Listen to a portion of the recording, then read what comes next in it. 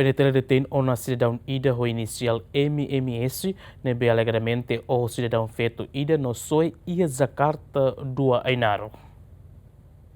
Ia lorong rua liuba comunidade Ainaro hetan feto ida nia isin mate nebe mak desconhecido oho no soe iha Rainaru iha Jakarta 2 município Ainaro. Hare situação ne comunidade comunica quedas ba polícia comando pentel município Ainaro ho di hare no recolha mate isin ne. Bang hira to yafati na acontecimento polícia sai mate isin si Rainaru mai besidok beli identifica tama mate bian laia karta identidade. Hafain hasai si Rainaru polícia transporta mate isin ba Hospital Nasional Gidu Waladares ho di hala autopsia.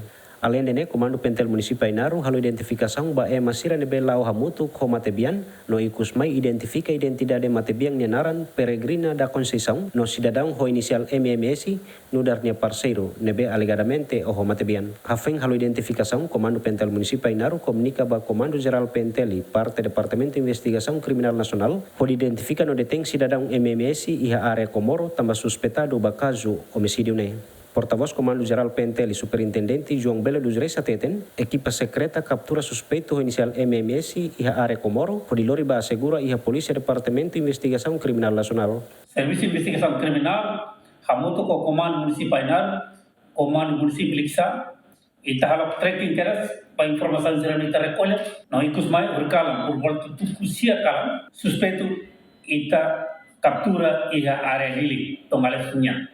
Agora rana tu akan informa marusira kata suspeito ia na polícia na Lima e a sela detenção do Malês Comorone.